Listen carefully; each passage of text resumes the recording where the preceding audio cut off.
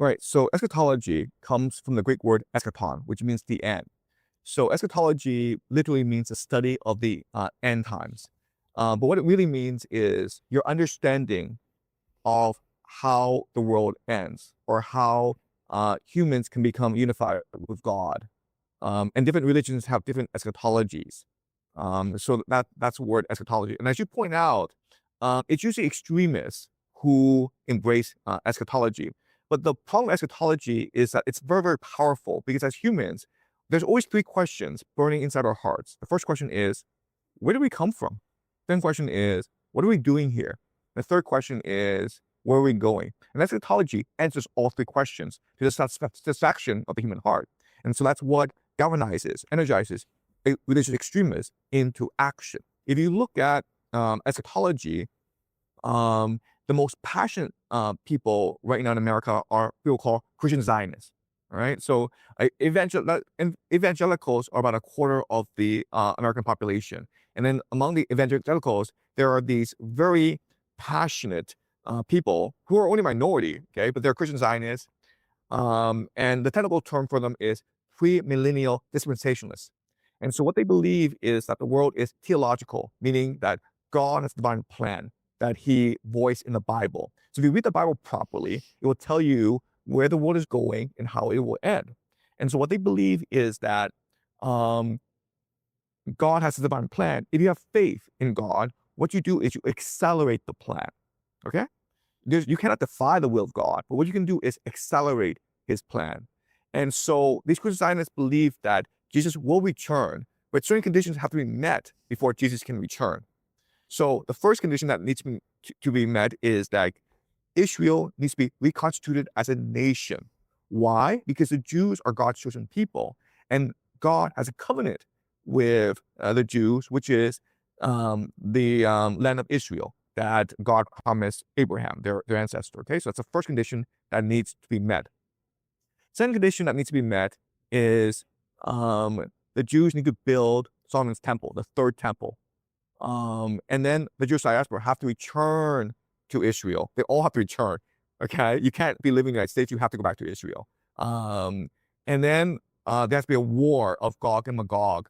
And then the Antichrist will emerge to lead the Jews, to threaten the Jews, sorry. I was going to say, wait, hold what? Sorry, yeah. Sorry, so it's very confusing because these eschatologies have different details, okay? But then when the Antichrist is most threatening the existence of Israel, then Jesus will return to save the Jews. And when he returns, Christians will be raptured up into heaven. Okay, so you're a Christian, you really believe in Jesus, when he returns, you're going directly to heaven. But if you're not a Christian, then you're going to suffer, then Jesus will institute something called the millennium, 1,000 years of eternal peace, where Jesus rules the world. And at the end of the millennium is the day of judgment, where he will judge you a good person or a bad person. If you're a good person, you live forever. If you're a bad person, you'll burn in hell forever. Okay, so that's what these Christian Zionists believe. It's a very simplified version, but as you can see, it's a very compelling story of what you should be doing, of how you can accelerate the coming of heaven onto earth. And unfortunately, these Christian Zionists are embedded in the very fabric of American political life. So I'll give an example where Peter Hegseth is a Christian Zionist.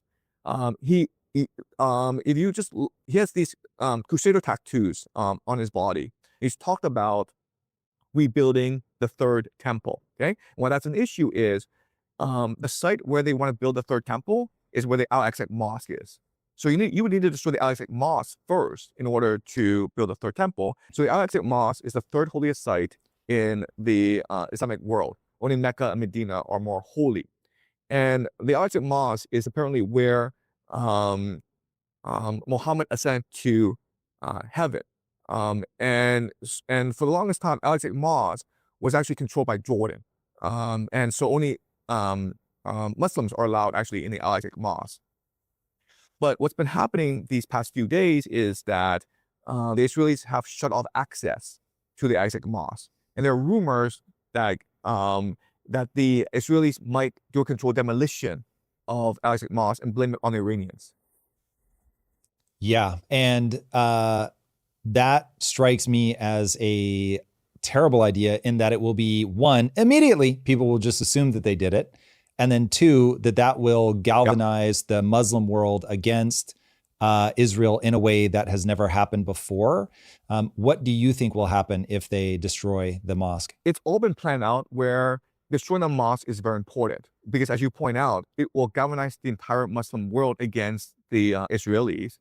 And two, and this is really important, is that you will see a surge of anti-Semitism throughout the world, where everyone sees the Israelis as crazy fanatics and the Jews as enabling the Israelis. Okay, but it's all part of their plan. Because remember, for their plan to work out, first of all Jews need to return to Jerusalem. And there has to be a war of Gog and Magog where the entire world unifies and attacks Israel. Okay, so destroying the Al-Aqsa Mosque accomplishes both objectives.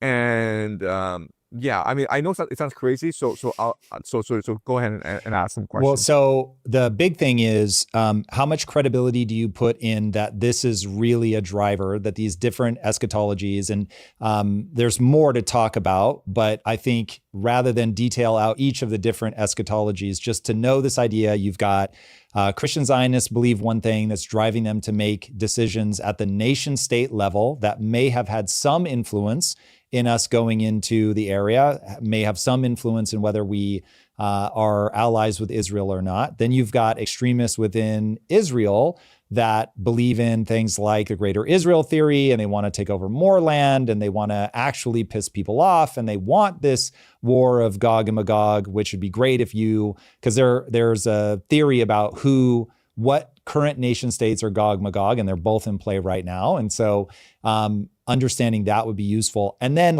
people will at least have the package from which to understand where we'll go from here, but understanding whether you think this is a primary driver, whether you think this is just a fringe theory, and how much of this you actually think has predictive validity.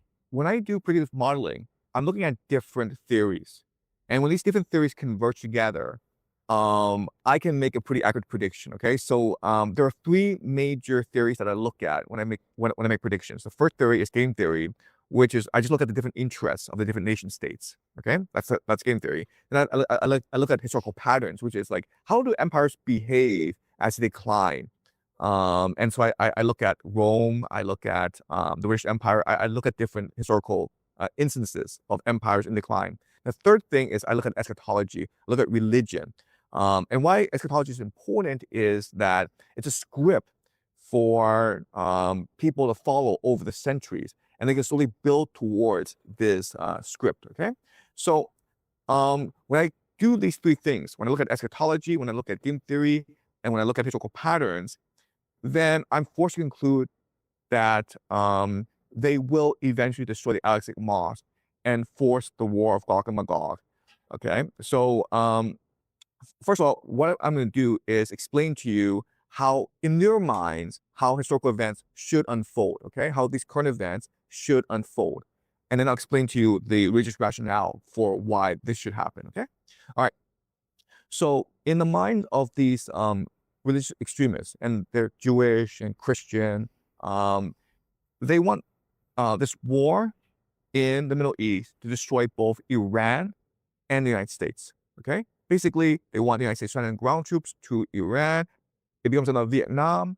It is extremely unpopular in America. There's a national draft. There's a civil war in America, and now America is forced to retreat from the Middle East. This is important because America is not actually part of this eschatology. And so how do you get rid of the American empire? Well, you cause civil war back in America. Okay, that's number one. Number two is that once Iran is destroyed, Israel is able to achieve the Greater Israel project because there's no longer any local opposition towards Israel. So remember, like by this time, the GCC nations are also destroyed, right, because of this war. So Israel is now very quickly able to achieve the Greater Israel project and build something called the Pax Judaica, which is basically an AI surveillance state. And so it's basically what they did in Gaza these past 10 years, and then scaling out across the Middle East. And so what they're going to do is they're going to allow transnational capital to come in and build up their AI infrastructure, and they're going to import millions of laborers from India, China, and the Philippines to work their system. And Pax Judaica will become the main trading block for the world, because if you're Russian, you want to access the African market, you have to go through Pax Judaica, the greater Israel, just because of how trade routes are established. And then Greater Israel is then able to export its surveillance technology throughout the world and help other nations build up their surveillance networks. Okay, but then because Israel has destroyed the Al-Aqsa Mosque and built their Solomon's Temple, the third temple, this galvanizes the Muslim populations to rebel against the governments, because the government's actually very pro-Western, right? So this creates this religious jihad fever among Muslim extremists, and so you see a reordering of the Muslim world, where governments are overthrown, very much like the Arab Spring. And now what's going to happen is that the Muslim world is going to unify eventually against and join an alliance of Russia and Iran. Okay, so by this time Iran will have rebuilt itself, and then Russia will of the Orthodox world will form an alliance with the Islamic world, and they will march against Israel. And this is called a war of Gog and Magog. Okay, and then of course this will lead to the end of the world, where nuclear weapons might be used. So that's how they perceive historical events playing out. Okay, does that make sense? It's all very clear. There's an internal logic. The only thing that I'm trying to pin down is, you've got three things. Are they sort of equal value, or do you think that one is bigger than the other? Because the eschatology part is where certainly my mental map is, yeah, these guys are on the fringes. Yes, there's like, they can get their own base riled up, but in a world that is governed far more by economics than it is by religious purity or enthusiasm, I don't expect that to be the primary driver. And a very weird set of events would have to trigger to get enough people to believe that I'm actually trying to bring back God, that it just seems like that part it gives a nice flavor to the whole thing, but it would be the lowest in predictive validity. So I'm very curious if you think that has equal predictive validity to the other two things you walked us through: game theory, historical precedent. Is this like an equal third player, or is this like just by way of mentioning everything, let me throw it in? So let me try to explain this slowly, because it's actually very complicated, okay? All right, we first have to ask, where does this eschatology actually come from? And what I think is that whenever you have prophecy, it's probably a lost historical memory, meaning like the prophecy that they have is something that historically happened before in the past, but we've lost the memory of it. And if you look at history and you try to reconstruct history, this prophecy, this eschatology, where would it come from? And I think it would come from the rise of Islam, and this happened in the 7th century. All right, so what's happening is, like, Persia and Rome are at war with each other. The Romans are called the Byzantine Empire. Okay, so you have two major powers, the Persians and the Byzantine Empire, are at war with each other, and they're fighting over Jerusalem. Why are they fighting over Jerusalem? Because Jerusalem is a major trading nexus, and if you control Jerusalem, you're able to control Egypt. And Egypt historically has been the main agricultural nation in the Middle East. And at this time, the Jews were very much trying to reestablish themselves back in Jerusalem, because they've been expelled from Jerusalem by the Romans. And so they went to the Persians for help. And they convinced the Persians to come in. And at first it succeeded, but then the Byzantines struck back and retook Jerusalem and slaughtered a lot of Jews. So under threat, they escaped into the Arabian desert, and Jews have been in the Arabian desert for a long time. And then they anointed their Messiah, a man named Muhammad. Okay, and then Muhammad created something called the Constitution of Medina, which is this grand alliance among believers. Okay, so his followers were originally called believers, and then they march to march against both the Persians and the Byzantines, and they were very quickly able to overwhelm both the Persians and the Byzantines. Why? Because by this time, both of these empires have been exhausted through years and years of war, and in fact, there was civil conflict within their nations as well.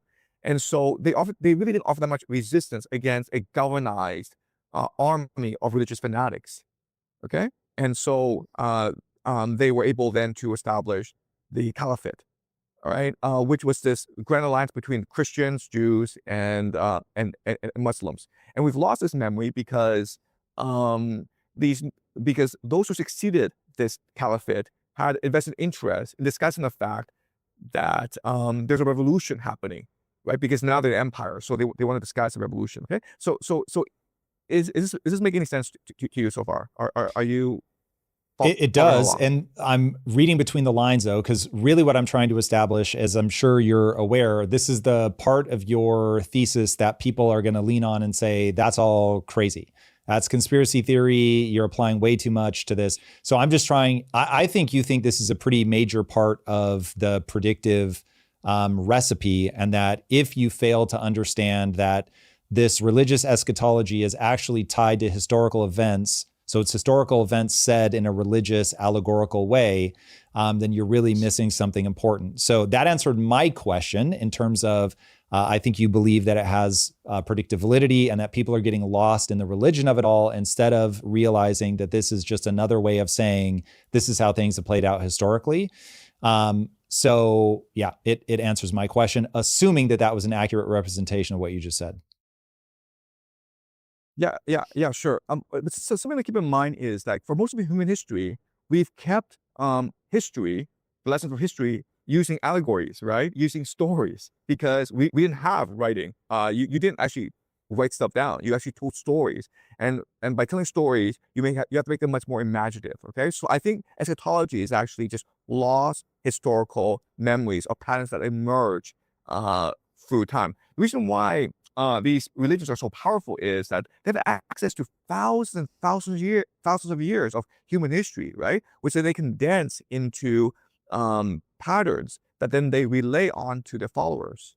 Yeah. So another thing of saying this is that like game theory, historical patterns, and eschatology are actually aligned together, and that's why they're so powerful together. Cool. That's definitely what I just heard. Okay, so that all makes sense.